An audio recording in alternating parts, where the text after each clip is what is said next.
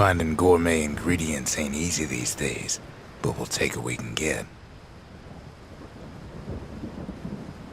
The note says it plain. Zia, go east to learn the truth about the calamity and our people. I'll be waiting. Sincerely, Zulf.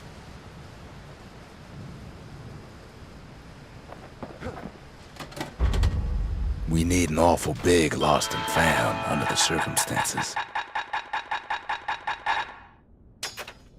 Finders keepers.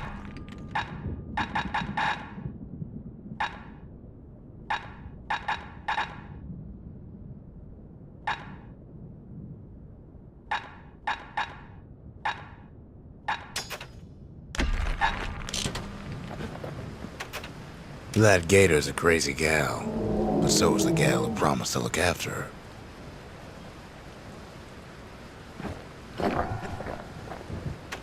They said Queen Anne was just a folktale.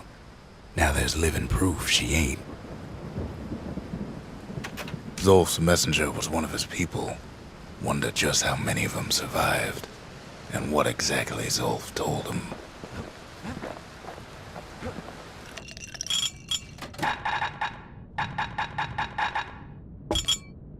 Graver gimlet tastes different the longer you swish it around. Miraculous stuff.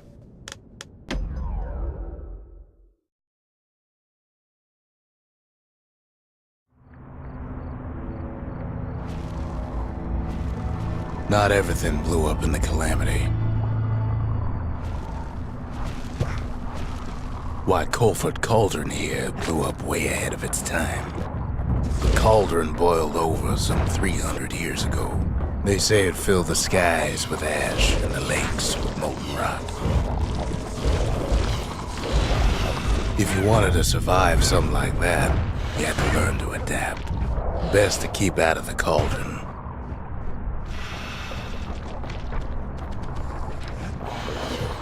It takes a certain stubborn pride to keep on living in a place like this.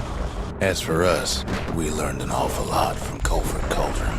That learning led to some interesting inventions. The raw power of the world fell right into our hands.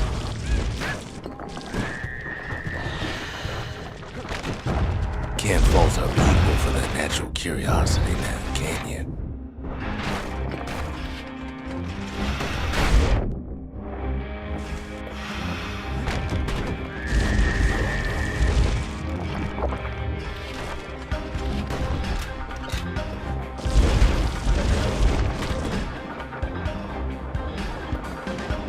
Sure, we dusted off a good many secrets out here, but we discovered other things we're better off not knowing.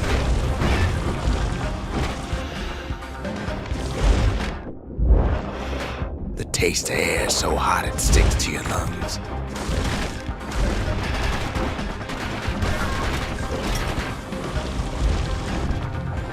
All sorts of awful things crawling underfoot.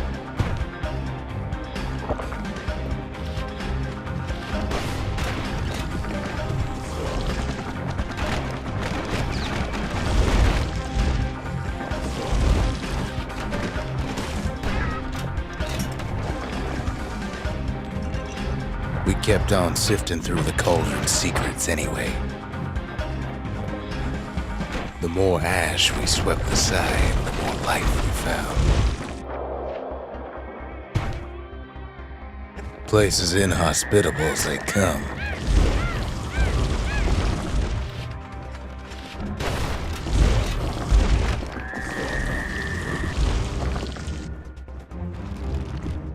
But still we pressed on.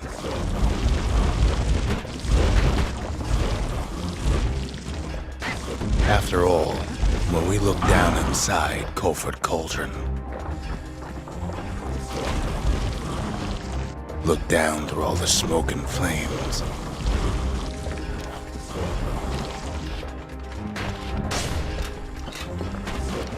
we saw in there the heart of the world, the heart now laid bare by the calamity.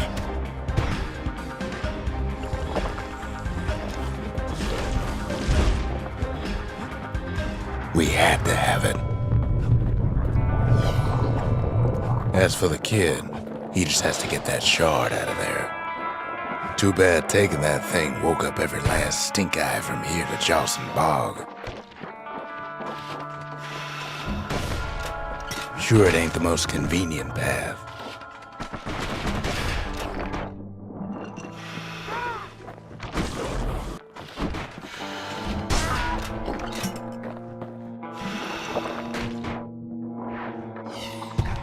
Biggest stink eye he's ever seen's waiting for him on the other side. Pops open on him like a pimple on a school day.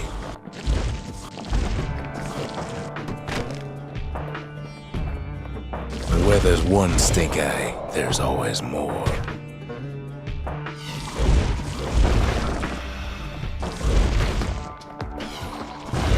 The cauldron's tenants all gather up to bid the kid a fond farewell.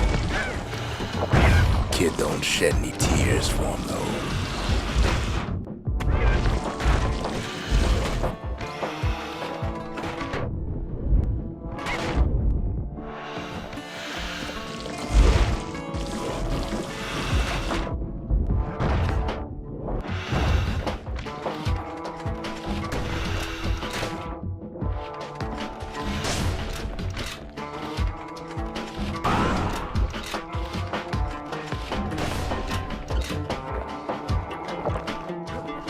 With a good spyglass, you can still see the cauldron from the city. But all the fires died out. There's nothing left of it.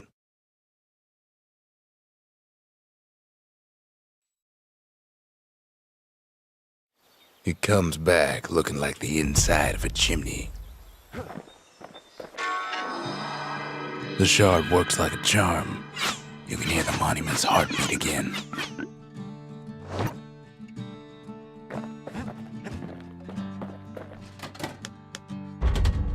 Ain't saying much, but that's the greatest forge in all the city. We spotted a pecker carrying a shard to Mount Zand.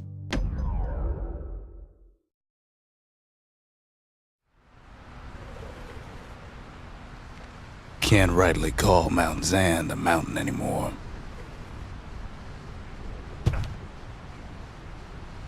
There's no more mountains now. There's no place left for the beasts of the wild to go.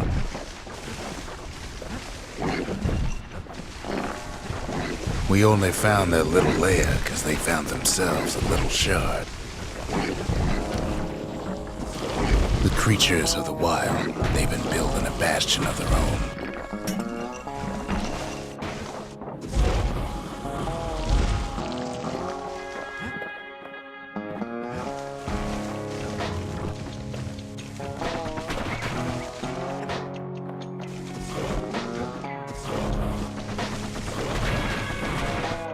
It's a delicate situation.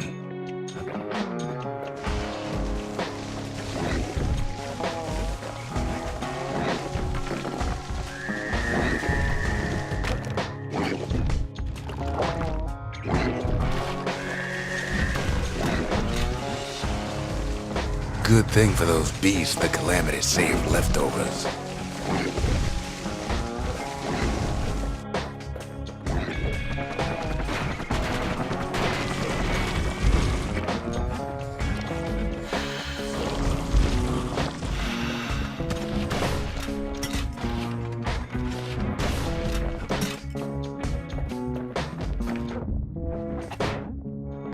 Best thing we can do for those beasts right now is put them down quick and clean.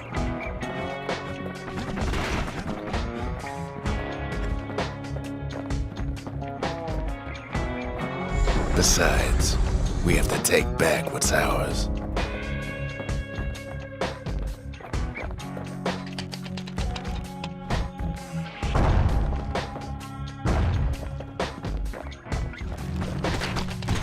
Look at it this way, it's either them or us.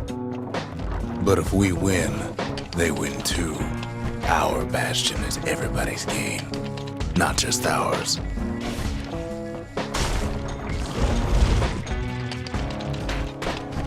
Unfortunately, there's no explaining that to a simple beast. Those beasts been hard at work fixing up the place.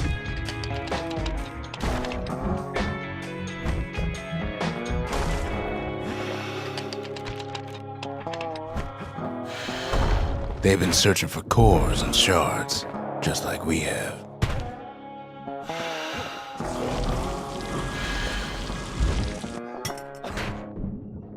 They've rounded up their survivors, just like we have.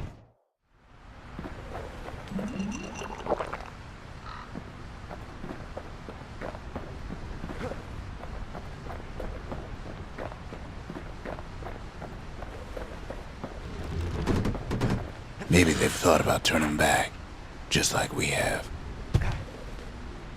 We just really need their shard. Kid got it fair and square.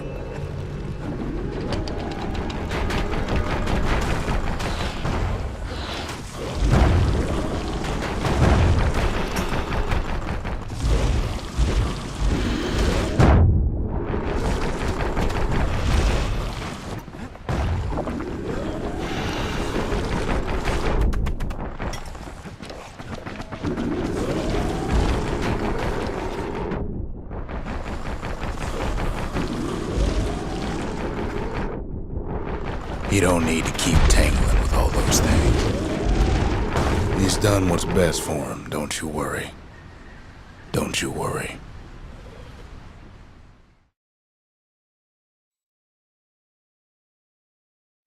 We'll all be better off once the Bastion is complete. The monument's getting better. Zolf sure did a number on it, though.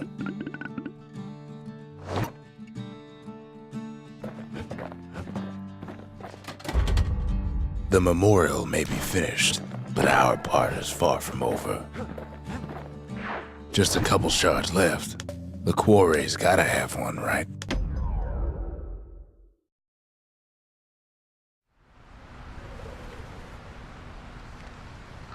Imagine everything you'd need to build a city like Zealandia. It takes hard work and planning, and it also takes Burstone Quarry. The Ura tunnels beneath the quarry must have softened the blow from the calamity. Same goes for its natives, Rattletails.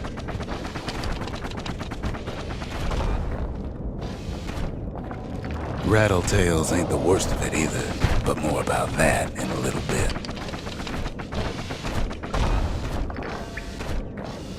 The quarry came with a lifetime supply of windbags. Windbags smaller than the naked eye can see are nesting in those rocks.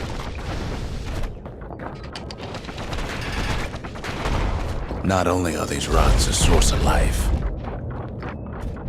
we found that the oldest ones remember things.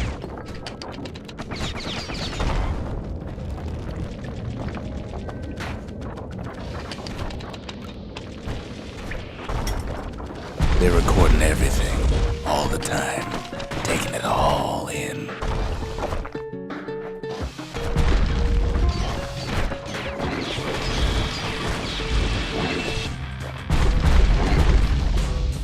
No wonder all those beasts were drawn to the quarry.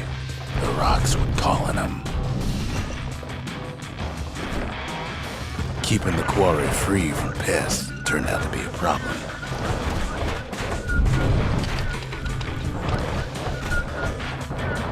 Rattletails kept tunneling in to snack on windbags. Without those windbags, the quarry might not have its special qualities. Even stink eyes started taking root in here.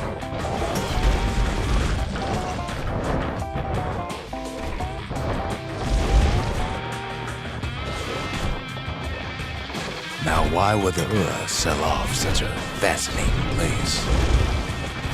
Might be the gods told them the quarry's bad news.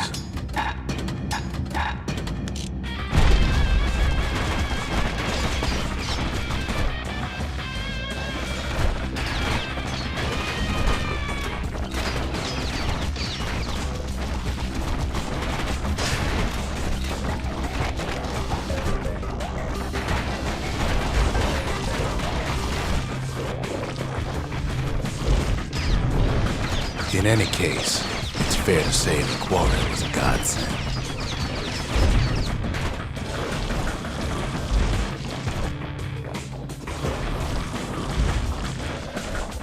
Those rocks, all polished to a mirror sheen, the largest ones, you know as cores. Single core could keep the lights on in an entire city district. The smaller ones, we call them shards.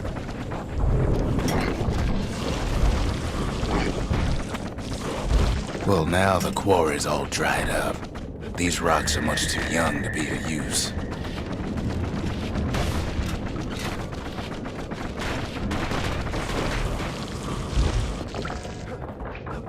Remember how I said rattletails ain't the worst thing in the quarry?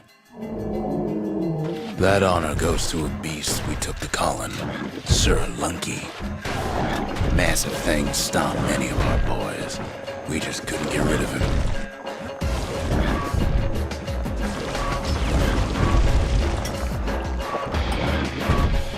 We never could get stubborn old Lunky to leave the quarry alone.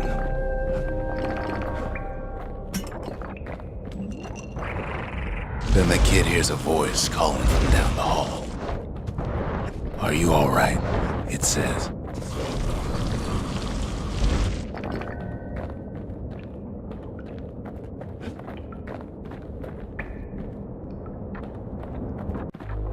It's him. "I've come to warn you," he says. "The Bastion is under siege. Let it fall. You should not go back."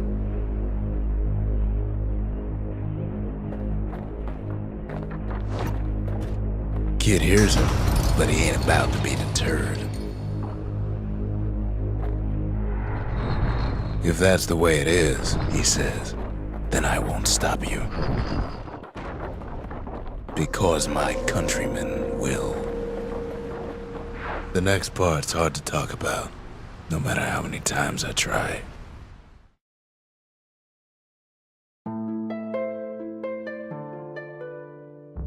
Say what you will about Zulf, but he's a man of his word.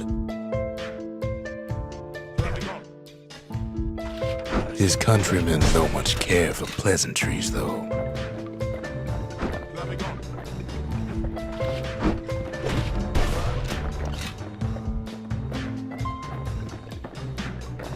Zulf showed him the way here, and here they came to take revenge. They got inside the Bastion and shut the door. Kid's gotta go in through the back. Should have seen this coming. Felt it in my bones. Unfortunately, they broke in, and they started digging their holes. Something wrong sprung out of those holes, and it's eating away at this place. We tried to stop him, but we needed him.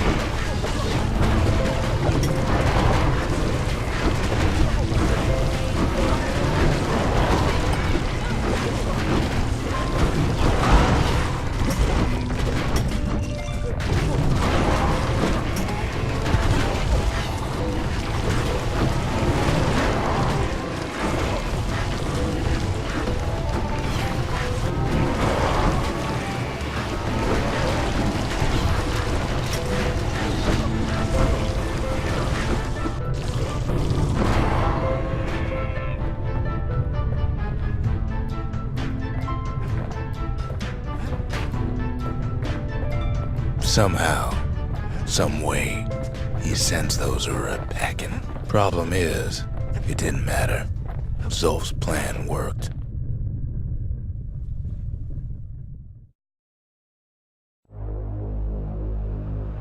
We find each other as the dust settles.